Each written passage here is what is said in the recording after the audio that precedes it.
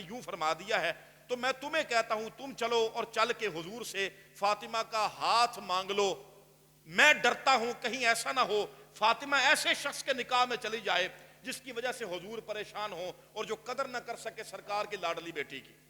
عمر فاروق رضی اللہ تعالیٰ عنہ نے بھی بات کو پسند کیا اور چلے گئے نبی کریم علیہ السلام کی بارگاہ میں ہاتھ مانگنے کے لیے. ان کو بھی سرکار نے وہی جواب دیا ہے کہ میری بیٹی فاطمہ تو ابھی چھوٹی ہے. جناب عمر فاروق رضی اللہ عنہ کو کیوں منع کیا؟ ابھی تک تو ان کی بیٹی سرکار کے نکاح میں آئی بھی نہیں تھی جناب حفصہ، لیکن وحی کے ذریعے سے اللہ نے پہلے سے حضور کو آگاہ فرما دیا تھا کہ عمر فاروق عمر بن خطاب بھی آپ کا سسر بننے والا ہے، اس کی بیٹی بھی آپ کے نکاح میں آنے والی ہے. پہلی وجہ یہ ہو گئی کہ یہاں پر بھی وٹا سٹا بن جاتا، اور دوسری وجہ وہی کہ اللہ کو کچھ اور ہی منظور تھا. پھر یہ دونوں حضرات پریشان سوچ میں پڑ گئے، اگر حضور نے ہمارے ساتھ پسند نہیں فرمایا پتہ نہیں اب بیٹی فاطمہ جو ہے وہ کس کے نکاح میں سرکار دینے کا ارادہ فرماتے ہیں. عثمان ذو النورین سے بات اس لیے نہیں کہی کہ وہ جناب عثمان کے نکاح میں تو پہلے سے نبی کریم علیہ السلام کی صاحبزادی موجود تھی اور دو بہنوں کو ایک نکاح میں اکٹھا کرنا جائز نہیں. اب آ جا کے کون بچتا ہے؟ اب آ جا کر نظر پڑی جناب مولا علی المرتضیٰ شیر خدا رضی اللہ تعالی عنہ پر، اور یہ دونوں صاحب آپس میں مشورہ کر کے جناب مولا علی کو تلاش کرنے نکل کھڑے ہوئے. پتہ چلا وہ ایک باغ کی گوڈی کر رہے ہیں، وہاں مصروف ہیں. جناب شیر خدا کے پاس گئے، انہیں بلایا. ہاتھوں پر بھی مٹی لگی ہے، کپڑوں پر بھی مٹی لگی ہے، پاؤں میں بھی مٹی لگی ہے. جناب شیر خدا پسینے سے شرابور ہیں. آئے کیا بات ہے؟ ان دونوں نے فرمایا کہ معاملہ یوں ہے، ہم پریشان تھے فاطمہ کے نکاح کے بارے میں، ہم ڈرتے ہیں کہ نبی کریم علیہ السلام کی اس بیٹی کو کوئی تکلیف نہ پہنچائے ورنہ حضور بہت غمگین ہوں گے. حضور نے ہمیں تو یوں جواب دے دیا ہے، اب ہمیں آپ سے بہتر کوئی بندہ نظر نہیں آتا، آئیے ہم آپ کو لیے چلتے ہیں، جا کر حضور سے فاطمہ کا ہاتھ مانگ لیجئے.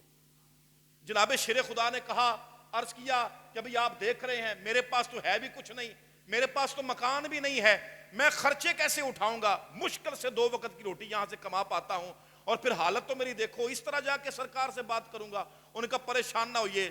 دونوں نے ہاتھ دھلوائے جناب شیر خدا کے، دونوں نے ہاتھ دھلوائے، دونوں نے کپڑے صاف کیے شیر خدا کے، دونوں نے شیر خدا رضی اللہ تعالی عنہ کی حالت کو نکھارا سنوارا اور کہا ہم یہاں کھڑے ہیں دعا کرتے ہیں، آپ جائیے حضور کی بارگاہ میں جا کر بات کیجئے، ہمیں امید ہے کہ سرکار آپ کو نہ نہیں کریں گے، اور پیسوں کی ٹینشن چھوڑ دیجئے، اللہ سب اسباب مہیا فرما دے گا.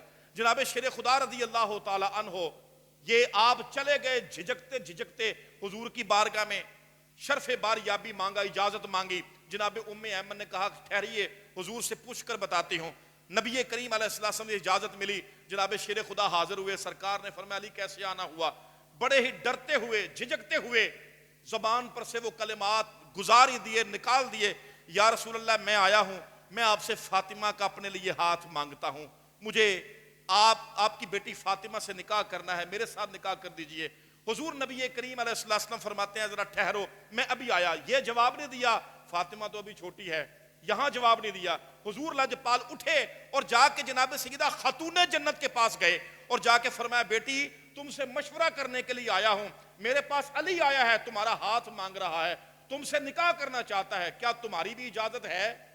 جناب سیدہ خاتون جنت تھوڑی دیر کے لیے خاموش ہو گئی. ظاہر ہے عرب عورتوں میں بھی شرم و حیا تھی، شرم کی وجہ سے بھی شاید نہ بول رہی تھی.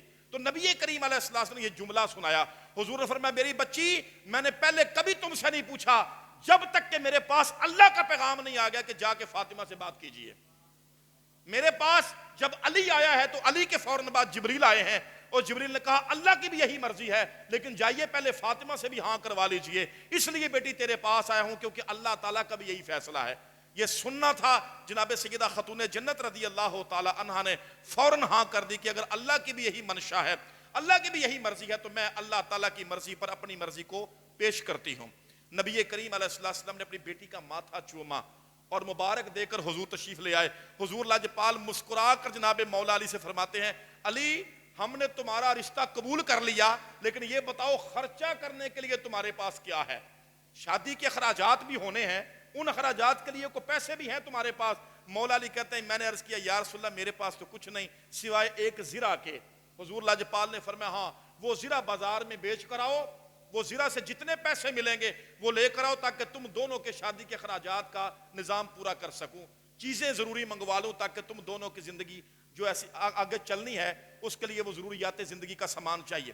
جناب شیر خدا رضی اللہ عنہ اپنی زرا لے کر باہر نکلے ہیں، اپنی زرا لے کر آپ باہر نکلے، تو اب بتائیے ذرا، جناب شیر خدا رضی اللہ تعالیٰ عنہ زرا لے کر باہر نکلے، حضور نبی کریم علیہ السلام نے پہلے فرما دیا تھا اپنی بیٹی کا میں حق میں رکھوں گا 12 اوقیہ۔ کتنا جی؟ 12 اوقیہ چاندی، 12 اوقیہ، اچھا اوقیہ آپ پریشان ہو گئے، ایک اوقیہ 40 درم کا ہوتا ہے، 40 چاندی کے سکے ہوں ایک اوقیہ بنتا ہے، تو 12 اوقیہ اس حساب سے آپ اندازہ کر لیں تقریباً 480 درم بنتے ہیں۔ کتنے بولیے؟ تو مولا علی کے پاس تو 2 درم بھی کوئی نہیں، 480 درم جو ہے وہ حق مہر نبی کریم علیہ السلام نے رکھ دیا ہے۔ آپ باہر نکلے ہیں زرا لے کر کہ میں زرا کس کو بیچوں؟ اب اندازہ فرمائیں 480 درم کا حق مہر ہے، اور پھر گھر کے سامان کو بھی خریدنا ہے، گھر کی چیزیں بھی خریدنی ہیں، شادی کے اخراجات بھی ہیں، پریشان ہو گئے۔ اب اندازہ فرمائیں، صحیح بخاری صحیح مسلم میں لکھا ہوا ہے عمدہ ترین زرا اگر کسی کے پاس بھی ہوتی اس دور میں تو وہ زرا کتنی مہنگی سے مہنگی بک سکتی تھی بازار میں؟ کہتے ہیں وہ 7 اوقیہ سے زیادہ نہیں بک سکتی تھی۔ کتنا؟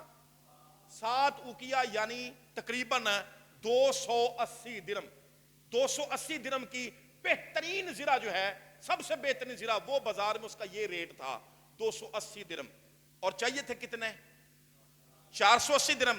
اور یہ آپ نکلے ہیں جس زرا کو لے کر، شیعہ سنی دونوں کتابوں میں لکھا، دونوں فرقوں کی کتابوں میں، مسلکوں کی کتابوں میں لکھا ہوا ہے کہ جناب شیر خدا کی جو زرا تھی وہ زیادہ سے زیادہ میکسیمم 30 درم کی تھی، صرف 30 درم کی، وہ کوئی اعلیٰ قسم کی زرا نہیں تھی، وہ ٹوٹی پھوٹی بھی تھی، کئی جگہوں سے اس کے اوپر گھاؤ کے بھی نشانات تھے وغیرہ وغیرہ، تو وہ آپ زرا لے کر نکلے، 30 درم کی زرا ہے، اور آپ نکلے ہیں کتنا حق مہر دینا ہے؟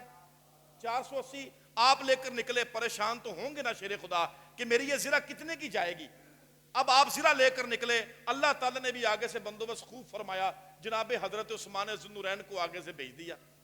جناب عثمان ذو النورین رضی اللہ تعالیٰ، یہ بات بس پوری کر لوں اس کے بعد اجازت۔ جناب عثمان ذو النورین رضی اللہ تعالیٰ آگے سے آئے، آپ نے پوچھا علی کس طرف کو جا رہے ہیں؟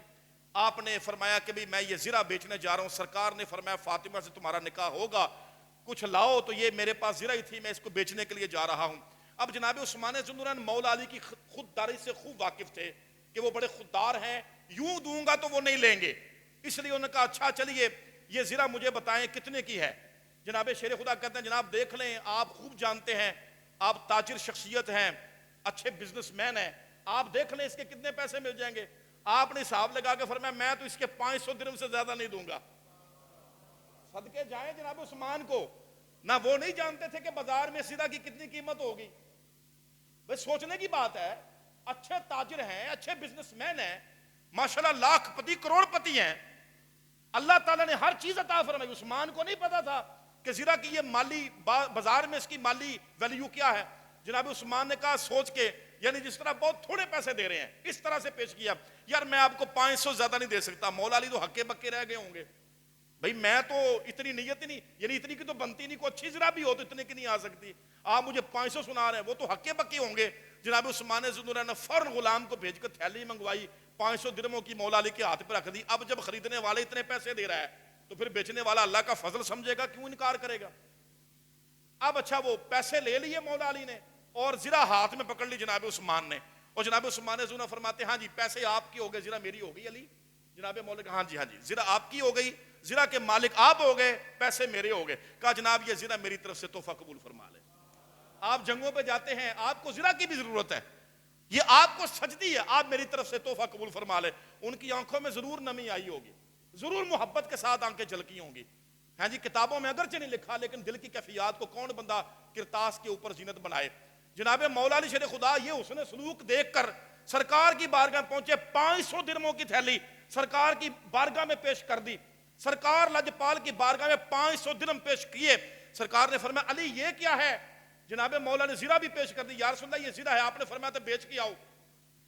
علی زرا بھی لے آئے ہو، پیسے بھی لے آئے ہو، پیسے کہاں سے آئے ہیں؟ زرا تمہارے پاس ہے۔ سارا واقعہ سنا دیا۔ سرکار لجپال کی آنکھوں میں نمی آئی، کتابوں میں لکھا ہے سرکار کی آنکھوں میں نمی آئی، سرکار بے اختیار ہاتھ اٹھائے، اور جو آل رسول کے ساتھ محبتیں کرے دیکھو تو صحیح ذرا، جو سرکار لاجپال کے بچوں کے ساتھ، گھرانے کے ساتھ اس طرح محبت اور احسانات کرے. سرکار لاجپال نے ہاتھ اٹھائے اور بے اختیار سرکار کے منہ سے جملہ نکلا. سرکار لاجپال نے دعا کی، اے اللہ عثمان کو دنیا اور آخرت کی برکتوں سے مالا مال کر دے. میرے بھائی یہ ہے آل رسول کے ساتھ. پھر جناب عثمان شہید ہونے تک جناب عثمان کے مال میں ایسی برکتیں رہیں کہ جناب بڑے بڑے لوگوں کو کھڑے کھڑے قرضے لاکھوں کروڑوں روپے یوں ہی دے دیا کرتے تھے. کئی مرتبہ تو واپس بھی نہیں مانگا کرتے تھے. تو اللہ تعالیٰ کی بارگاہ میں بھی دعا